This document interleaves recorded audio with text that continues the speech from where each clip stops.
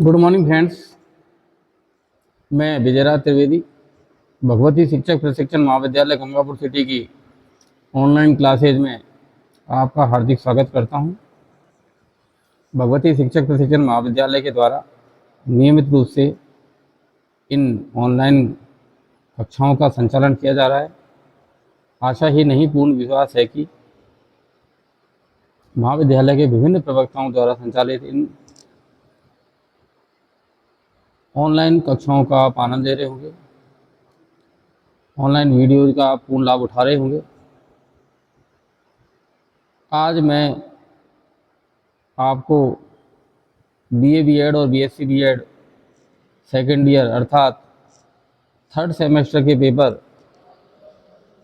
Knowledge and curriculum पर चर्चा करूंगा।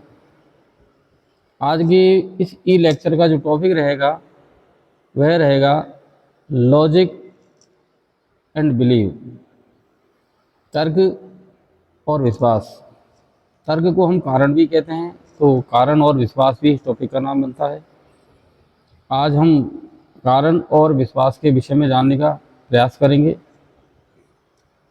और यह भी जानने का प्रयास करेंगे कि ये दोनों किस प्रकार से एक दूसरे से जुड़े हुए हैं और किस प्रकार एक दूसरे से भिन्न हैं। ठीक है, तो शुरू करते हैं हम आज का हमारा ई लेक्चर। तर्क तर्क जो शास्त्र है वो अंग्रेजी भाषा के लॉजिक शब्द का पर्याय है और लॉजिक जो शब्द है वह यूनानी भाषा के शब्द लोगस से बना है और लोगस का तात्पर्य अर्थ जो होता है वर्तमान में वह होता है विचार। इस प्रकार अगर शब्द की व्युत्पत्ति की दृष्टि से हम तर्कशास्त्र को देखें तो ये जो एक मानव के द्वारा अभिव्यक्त विचार है उनका विज्ञान है, अर्थात तर्क विचारों का विज्ञान है। ये सामान्य कथन नहीं होते हैं, अर्थात इन्हें हम तार्किक कथन कहते हैं। विचारों को अभिव्यक्त करने पर तार्किक कथन कहलाते हैं और इन कथनों का संबंध केवल निर्देशवाचक कथनों से होता है। इसे हम यूँ भी कह सकते हैं कि जो तर्क है वो अपनी बात को प्रमाण के साथ प्रस्तुत करने की विधा है, इसीलिए इन्हें सामान्य कथन नहीं कहा जाता है और इन्हें तार्किक कथन कहा जाता है। तार्किक कथन जो होता है वह सामान्य कथन से बहुत अलग होता है। जहाँ सामान्य कथन में कर्ता, कर्म और क्रिया एक निश्चित रूप में प्रयोग किए जाते हैं, वहीं तार्किक कथन में उद्देश्य, विधेय और इन दोनों को जो जोड़ने वाला होता है वह संयोजक होता है। साथ ही यह हमेशा वर्तमान काल से जुड़ा होता है, यानी यह जब बात को प्रस्तुत कर रहा होता है उसी से संबंधित होता है। तो इस आधार पर हम कह सकते हैं जो तार्किक कथन होता है वह एक सामान्य कथन नहीं होता, वह दो कथनों को जोड़ करके अपनी बात को वर्तमान काल में प्रमाण के साथ प्रस्तुत करने की विधा है। ठीक है, आगे हम देखते हैं। तार्किक कथन में तीन प्रकार के शब्द पाए जाते हैं।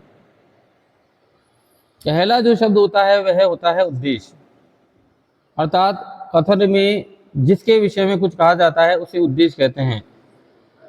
वास्तव में तो ये सामान्य कथन के कर्ता के समान होता है, किंतु वह वहाँ उपस्थित हो, उसने कार्य किया हो ना किया हो, ये कोई आवश्यक नहीं है। यहाँ क्रिया का कोई संदर्भ नहीं होता है कि कर्ता ने या उद्देश्य ने कोई कार्य किया है। कार्य के जैसे बात की जाए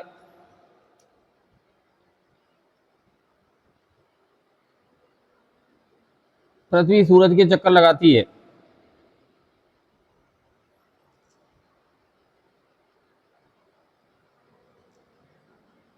पृथ्वी सूरज के चक्कर लगाती है, किंतु यहाँ जब तक इसके कारण को नहीं जोड़ा जाएगा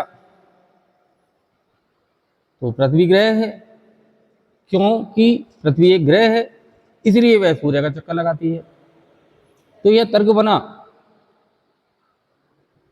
तो पृथ्वी के बारे में जब बात कही जा रही है तो वह यहाँ पर एक संयोजक के विधेय के रूप में आ रही है, किंतु पृथ्वी सूरज के चक्कर लगा रही है तो यह एक उद्देश्य है और जो इन दोनों को जोड़ने का काम कर रहा है, क्योंकि वह संयोजक शब्द है। तो उद्देश्य कथन में जिसके विषय में कुछ कहा जाता है उसे हम उद्देश्य कहते हैं, और विधेय कथन के उद्देश्य के विषय में जो कुछ कहा जाता है वास्तव में वे सामान्य कथन के कर्म के समान हैं। और संयोजक कथन में आए हुए शब्द को जो उद्देश्य और विधेय के जोड़ने का कार्य करता है उसे ही हम संयोजक कहते हैं। अर्थात उद्देश्य और विधेय को जोड़ने वाले जो शब्द होते हैं वे वास्तविकता में संयोजक होते हैं। तो इन तार्किक कथनों के आधार पर अब हमारे पास दो नए तथ्य, दो नए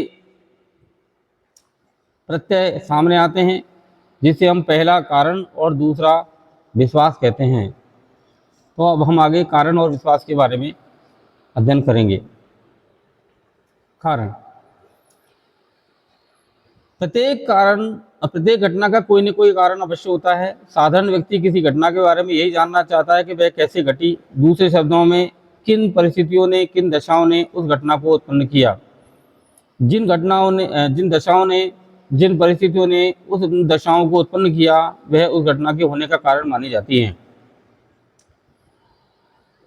कारण शब्द का प्रयोग प्राय आवश्यक हेतु के अर्थ में किया जाता है। जब समस्या में किसी अवांछित वस्तु का उपर्जन होता है तब प्राय इसका प्रयोग आवश्यक हेतु के अर्थ में होता है। यानी जब कोई भी समस्या आती है और उस समस्या में किसी ऐसी अवांछित वस्तु जिसकी कोई आवश्यकता नहीं हो और वह अपना यहाँ पर एक भूमिका निर्वाह कर रही होती है, तब उसे हमें कारण के रूप में, हेतु अर्थात कारण के रूप में मानते हैं। इसके उपर्जन के लिए हमें एक ऐसे हेतु की खोज करनी है जो व्यक्ति के अस्तित्व के लिए आवश्यक है, और तब उस हेतु का हमें कारण देना होता है। कारण शब्द का प्रयोग पर्याप्त हेतु के अर्थ में तब होता है जब हम अवांछित नहीं हटाना चाहते बल्कि कुछ वांछित उत्पन्न करना चाहते हैं। अर्थात कारण किसी घटना के घटने के लिए आवश्यक है। घटना तभी घटेगी जब कारण होगा। अगर कारण नहीं होगा तो किसी कार्य के होने की संभावना नहीं होगी। तो यहाँ पर यही दिखाया जा रहा है कि जो वांछित और अवांछित को नहीं हटा करके कुछ वांछित उत्पन्न करना, अर्थात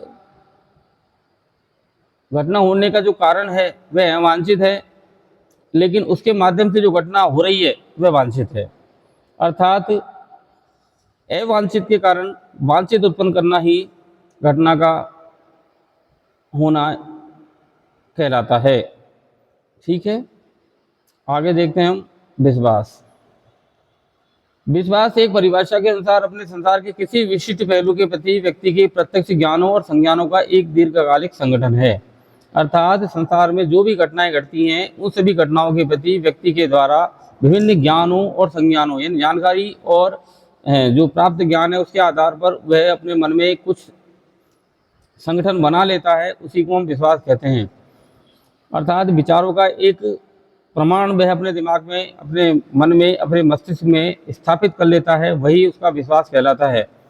विश्वास किसी वस्तु के विषय में हमारे लगाए हुए अर्थों का एक सांचा है। अर्थात किसी वस्तु के विषय में हम जब एक अर्थ लगा लेते हैं, एक ढांचा लगा लेते हैं, अर्थों का एक संपूर्ण संसार मन में व्याप्त कर लेते हैं, तो वह उसके विषय में विश्वास पैदा करता है। उस वस्तु के संबंध में हमारे संज्ञानों का समग्र रूप है। अर्थात उस वस्तु के संबंध में जो कुछ भी हम जानते हैं वो सब एक विश्वास है। संज्ञान स्वयं एक संगठन है। अतः यह कहा जा सकता है कि विश्वास संगठनों का भी संगठन है। अर्थात जितने संज्ञान हैं वो मन में अंदर संगठित होते जाते हैं, और उन संगठनों का जो संगठन होता है वो धीरे धीरे मन में एक विश्वास का रूप धारण कर लेता है। विश्वास सुसंरचित है और अपने आप में संपूर्ण है। उदाहरण के लिए हम ये विश्वास करें कि पृथ्वी गोल है। हमें ये विश्वास है कि हम पृथ्वी को गोल मानते हैं और पृथ्वी गोल है। भले ही हमने पृथ्वी को गोल रूप में बिल्कुल वास्तविकता में नहीं देखा हो, परंतु यह जानना कि पृथ्वी गोल है यह हमारा विश्वास है। एक अन्य उदाहरण के रूप में आपको हम यह समझाने का प्रयास करते हैं कि कहा जाए कि जो ईश्वर की मूर्ति है वह एक साक्षात रूप में है, जबकि हमने उसे सजीव रूप में नहीं देखा है, किंतु हम उसे एक सजीव रूप में ही स्वीकार करते हैं, मन उस मूर्ति में ही ईश्वर को स्वीकार करता है। तो इसका मतलब है हम उस मूर्ति में ये विश्वास करते हैं कि यह एक ईश्वर का साकार रूप है। ऐसे अनेकानेक उदाहरण हमारे सामने आते हैं, जिसके आधार पर हम कह सकते हैं कि मन के अंदर जो विभिन्न संज्ञान, विभिन्न जानकारियाँ जो एकत्रित होती हैं, वे किसी वस्तु या विषय के प्रति हमारे मन में एक परिपूर्ण धारणा बना लेती है, और वह परिपूर्ण धारणा ही विश्वास कहलाती है। और व्यक्ति अपने विश्वास के आधार पर ही आगे नवीन तथ्यों को संग्रहित करते हुए आगे बढ़ता है। आज हम कारण और विश्वास के अंतर के बारे में चर्चा करेंगे। पहला, अगर हम अंतरिक्ष टेबल के आधार पर, इस तालिका के आधार पर देखने का प्रयास करें, तो कारण जो होता है वो ज्ञान का रूप नहीं माना जाता है। भी किसी घटना के घटने में जो कारण होता है वो ज़रूरी नहीं है कि वह वांछित कारण हो या अवांछित कारण हो, तो वह एक ज्ञान का रूप नहीं है। जबकि जो विश्वास किया जाता है, जो विचारों का संगठन दिमाग में बन जाता है प्रमाण के साथ, उसे एक ज्ञान का रूप माना जाता है। ठीक है। कारण के आधार कई हो सकते हैं, जो प्रत्यक्ष भी हो सकते हैं, अप्रत्यक्ष भी हो सकते हैं, विश्वसनीय भी हो सकते हैं और अविश्वसनीय भी हो सकते हैं। विश्वास का आधार एकमात्र वस्तुनिष्ठ होता है, उसमें जो है वैधता होती है, उसमें ये विश्वास किया जाता है कि यह एकमात्र प्रमाण है इस घटना के घटने का या होने का, या इस वस्तु के अस्तित्व का। ठीक है। तीसरा जब अंतर देखते हैं, कारण किसी घटना के कारण उत्पन्न होती है, अर्थात कोई भी कारण है वो किसी घटना के घटने पर ही जाकर के हमें परिस्थिति में दिखाई देता है।